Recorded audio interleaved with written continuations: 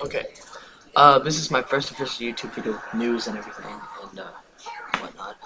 Um, for those of you who listen to Pantera, um, their their album, Beyond Driven, Far Beyond Driven, excuse me, turned 20 yesterday, and you know, I personally I didn't listen to Pantera when I was 1 year old. But I've gotten into them a lot recently, and that always happens. I always listen to a group or a band either after the lead singer's dead, the original lineup is broken up, or somebody died. I can name you lists after lists about that shit. But I've listened to it recently a lot, and when you listen to an album like Far Beyond Driven, you realize that you're listening to a band that was way beyond its time. Some of the metal bands today can't keep up with Dimebag, let alone Phil Anselmo, and it goes. I think it goes to show that a band like Pantera with an album like Far Beyond Driven, it's gonna be it's gonna last forever. You know, ask any metal band today, who Dimebag Darrell is, and they'll be able to tell you, oh, that's the dude from Pantera. Ask them what their favorite Pantera song is. They say, oh, a Walk or Yesterday Don't Mean Shit, which is my personal favorite song. I'm Broken, Cemetery Gates. The list goes on. Granted, they were only with us for a short period of time until Dimebag passed away, sadly. But with I personally have hopes that Vinnie Paul and Philip Anselmo will reconcile and tour. Zach Wild from Black Label Society has been saying, if they ever tour again, that he would love to fill in the spot for the late Dimebag, and I think that would be killer. I mean, granted, I think my humble opinion that Dimebag's guitar playing and Zach's guitar playing, there's a lot of similarities and a lot of differences, but I think Zach would fill in the the spot perfectly.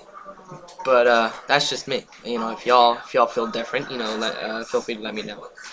But it's just sadly I don't think it'll ever happen. Because I know a lot of stuff happened after Dimebag passed away, that or when Pantera themselves broke up, that Vinnie Paul wants nothing to do with Philip, and that's that sucks. But you can't. Some people you just can't change your opinion of. Like I was reading. Well, I was watching an interview with Philip Anselmo a few days ago, and he came up with a point that I don't think a lot of people necessarily think of. I guess I think it was the Behind the Music of Pantera, and he was like, when I die, do you lose an enemy or do you just lose another brother? I mean, it is kind of weird to see Philip as a brother of Vinnie Paul's, but they were bandmates for quite a while. So bandmates, from what I've read and from what I've heard from other rock stars, they're brothers. But I just oh, pardon me, the door. So pardon that. It is what it is. I personally hope they get back together with Zach Wild, and hell, maybe even make a new album. I don't know, but that's all probably never gonna happen unless the only way I can see that happening is if they get inducted to the Hall of Fame, and play a reunion there, but like we all know with what happened with Guns N' Roses, one person is probably gonna back out, and sadly, that's probably gonna be Vinnie Paul. But you know, it is what it is. Take it for what it is. I mean, that's you can't change some shit. But you know, on to the next little bit tidbit.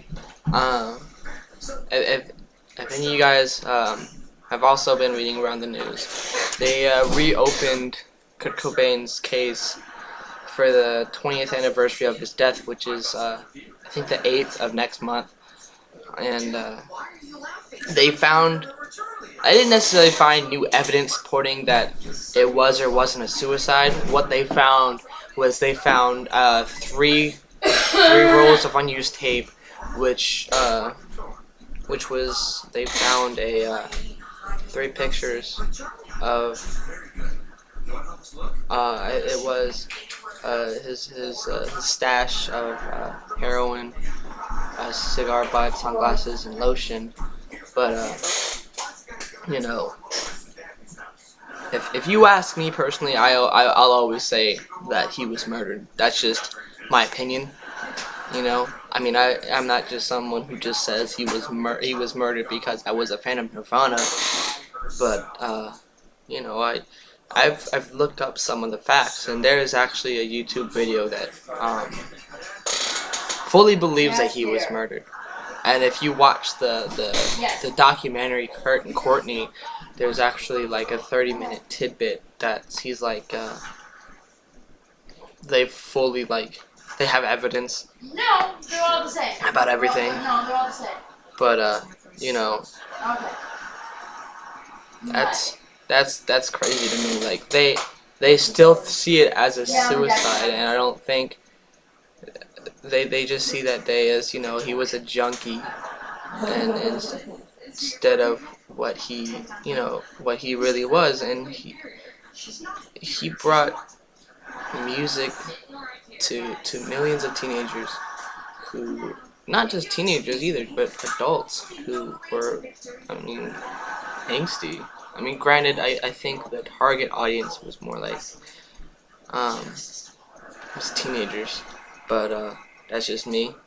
You know, I remember listening to Nirvana years ago when I was little, because I think my dad had like a copy of Nirvana's Nevermind, and back then I didn't get it. I was like 4. What do you even expect?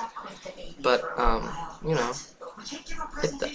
now that I'm older, I have like I guess in a way a better appreciation of music.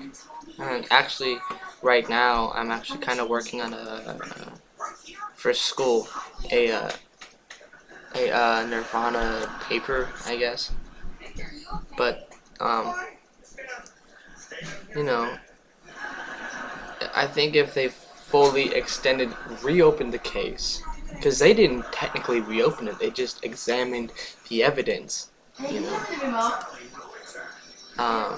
I think if they fully opened the case again, that they would find out what really happened. I mean, there's me personally, there's a lot of facts pointing that it was a murder, not a suicide. But then there's, you know, if you want to believe that he was murdered, there's also a lot of things that support that as well.